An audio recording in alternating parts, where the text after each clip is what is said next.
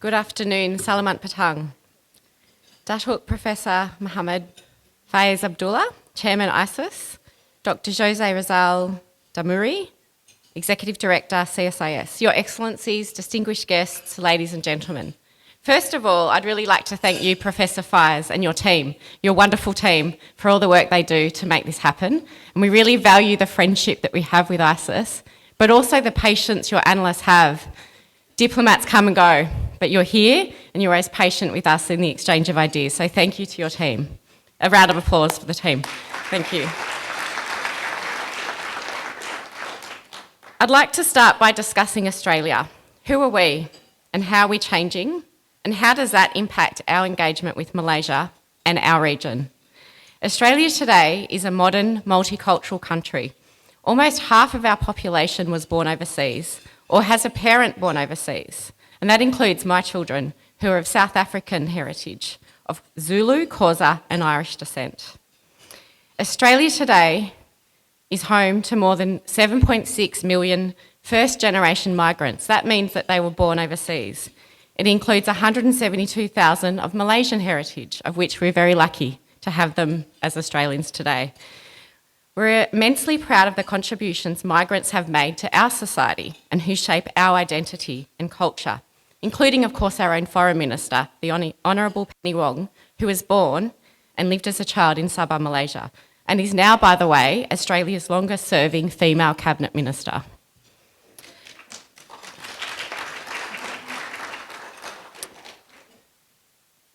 We are also home to the oldest continuing culture on earth, that of our First Nations people, who also have really strong links to the Orang Asli people here in Peninsular Malaysia. We, Australia, see ourselves as being in the region and of the region.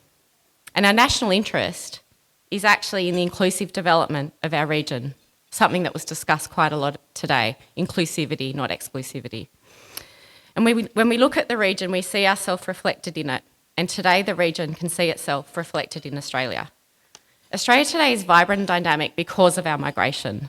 Some of the world's important inventions have Aussie roots, such as Google Maps, Wi-Fi, the bionic ear, electronic pacemakers, penicillin and more. 6 Australian universities in the top 100 global institutes, rank in the top global institutes, with 4 Australian universities with campuses here in Malaysia. Who here today has actually been an alumni in Australia or taken a short course in Australia? Show of hands. Great, well, it's great to have you here. And one thing that I really notice when I'm in Malaysia is how many people have actually, another one down here. Thank you, Faiz. And we're really glad that you've been able to sign and become an ANU honoree with the MOU that you've just signed. So thanks, Faiz. Our Australian story continues to evolve as we confront our history, as we adapt and as we make changes for the better. As our Assistant Foreign Minister, the Honourable Tim Watts has said, we weren't perfect at Federation and we ain't perfect now. This Australian story, our national identity, is also our government's starting point for our evolving foreign policy. It's not static. We want to and we are making a positive contribution regionally and internationally. And our future is intertwined with our region, this region. Now a little bit to the Australian-Malaysian relationship. I think you all know we're friends, we're long partners. Next year we actually celebrate our 70th anniversary of Australia's diplomatic presence here in Malaysia. We're one of the first. And we have a deep connection across tourism, education, business and proud family ties.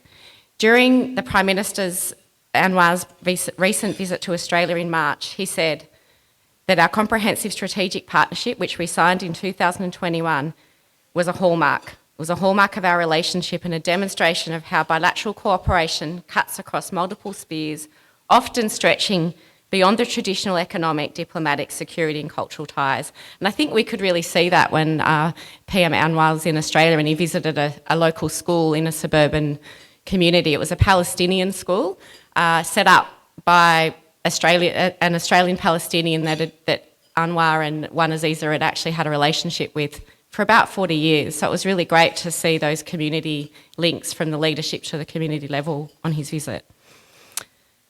I'd just like to briefly go to defence and security because that's an important topic that we've discussed today, and just a little bit of history here as well.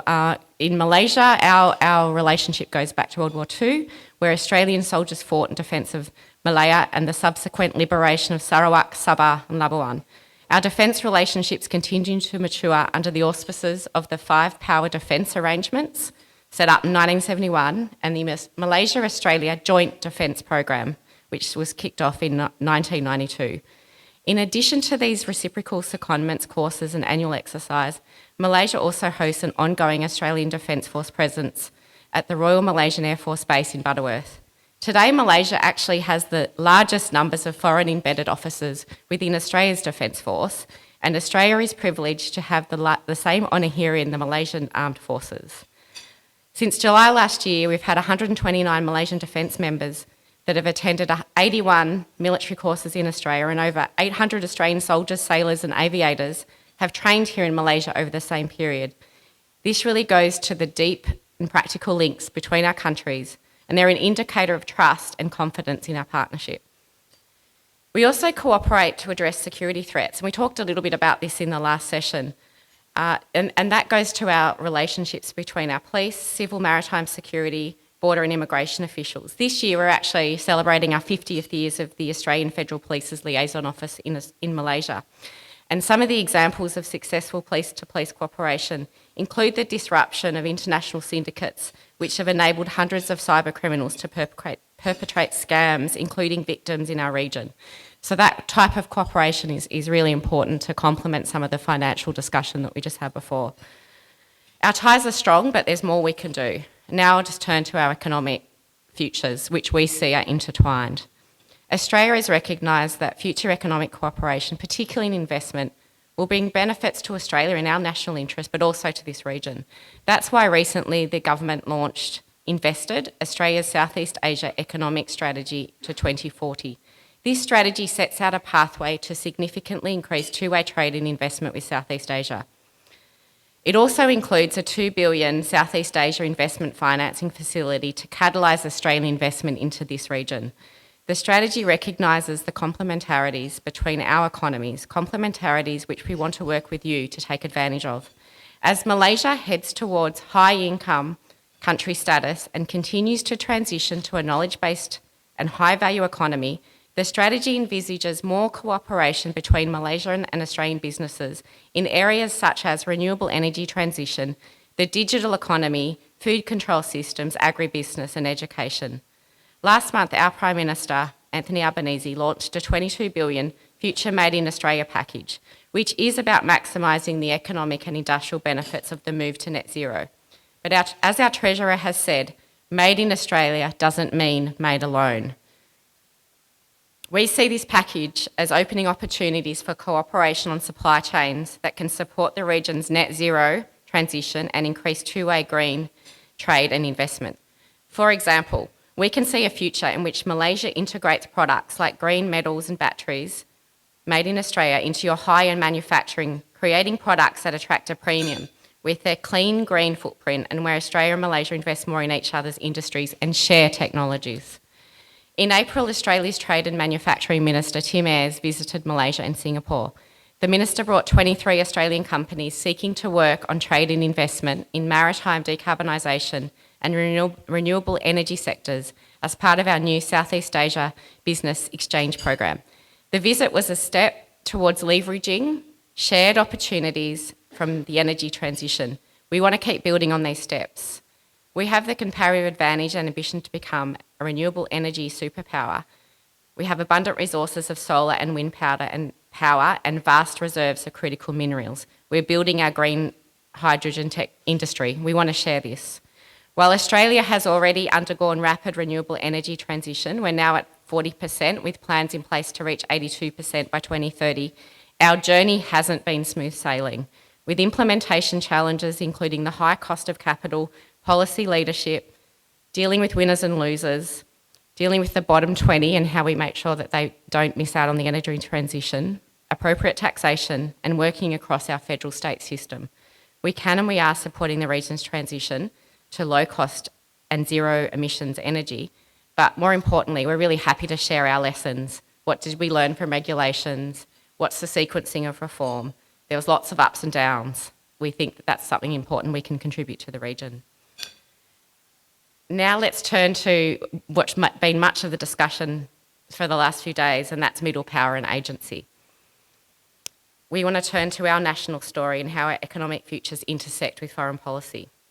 As we've discussed for the last few days, we're in a period of profound strategic change, facing the most complex and challenging set of circumstances seen in decades. Strategic trends are not always going in the right direction. Long-standing rules are being bent, twisted and broken, and big players are bullying smaller ones, and common ground is harder to find. But how can we and should we collectively respond to these challenges? And I think the discussion that we've had today has put a lot of ideas on the table. Like many that have talked before, I'm an optimist and a positive person, and I think that that's what we really want to bring to the debate. Back to Australia and Malaysia. I know Malaysia often refers to itself as a small country. Australia, for many decades, has referred to itself as a middle power. We see ourselves as creative and nimble, and our identity and history matters to who we are today and how that evolves. Since I arrived last year, I've heard many references in Malaysia to mouse deer diplomacy, drawing on the Malay fable of Sang Cangkil, a small mouse deer who uses wit and diplomacy to outsmart dangerous and large crocodiles. Australia also has very similar Indigenous and children's stories about diplomacy and conflict prevention, which seek to describe how smaller or middle-sized entities can use agency to navigate their interests in times of contestation. The rainbow serpent from our dreamtime in Aboriginal culture represents a great and powerful force. For example, in some Indigenous cultures, people approaching a waterhole will sing out before they approach to the rainbow serpent to reassure it of their peaceful intentions. These are stories of diplomacy, assurance and conflict prevention. I read stories like this to my children. I actually didn't know when I was reading them that I was talking about diplomacy and conflict prevention. Who here has a story in their culture about animals, people overcoming conflict prevention? Hands? I think we probably all do, and it's one way that we talk about how we bring conflict prevention and we teach our children, and we think that's really important in how we go forward. Next, a little bit about Australia and how we want to be a really practical partner in the region. Bilaterally, we are attempting to be making sure that we're practical in what we do. For example, at the moment, through the Australia-Malaysia Institutional Strengthening Program, which was a really important program that Prime Minister Anwar had asked us to set up. We actually have the Minister in the Prime Minister's Department, YB Azalina, leading a delegation to Australia as we speak. And the purpose of that is to really learn from each other's democratic reforms. They're not perfect, sometimes they're forward, sometimes they're backwards, but we can learn a lot from each other. And this is something we're really committed to as agreed between our two Prime Ministers. Secondly, through the Australian Government's Partnership for Infrastructure, Australian experts are working hand in hand with Sarawak to share expertise on solar and energy and pumped hydro energy storage.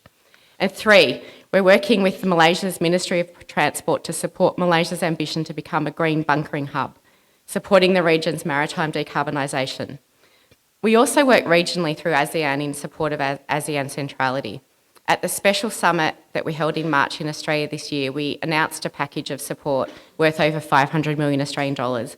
Some of the highlights of the package include more than 75 new Oz for ASEAN scholarships and 55 fellowships to support the region's emerging leaders, not just to have relationships with Australia, but relationships between.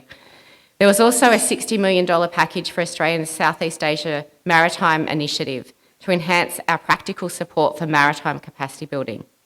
Our support reinforces Australia's commitment to Southeast Asia and ASEAN and the economic development of ASEAN, which is one of the three founding principles of its creation. We're really committed to support Malaysia and its priorities as it announces them during the ASEAN Chair Year. And we're also working together in a range of different formats to achieve mutual objectives. For example, Australia was really pleased to partner with Malaysia to support trilateral capacity building for Timor-Leste officials to help them practically prepare to join ASEAN. This is an example of two middle-sized powers working together to help a smaller one. This work shows how we can positively contribute to the region. And I know this has been a topic of the last few days. We do work through many-lateral partnerships, including the Quad, to offer regional practical support. By pooling resources and leveraging the collective strengths and capabilities of Australia, India, Japan and the US, the Quad makes us more effective partners for regional countries in their economic development. As Prime Minister Anwar said in his oration at the ANU in March, by working on our respective strengths and unique relationships with the major countries of this region, we can achieve something of profound consequence for the Asia-Pacific. That is, middle powers like Australia and Malaysia do have a key role to play in creating the kind of region to which we aspire. A region that is respectful of sovereignty and agreed rules and norms, and where no country dominates and no country is dominated. Australia and Malaysia, and indeed all middle powers, increasingly need to find creative ways to prosecute their interests in what are sometimes difficult circumstances. As my Prime Minister has said, our challenge and our great opportunity lies in anticipating change, shaping it, and making sure it delivers for our people, and doing this in our own uniquely Australian way. Yesterday in Plenary 1, DG Nurshawan talked a lot about identity. National history and identity matters. It shapes our diplomacy. It is not static. Australia is now drawing on our evolving national identity and being ambitious about our economic potential to contribute to our shared vision for our region, this region. Thank you very much. I will not get in the way of your next course.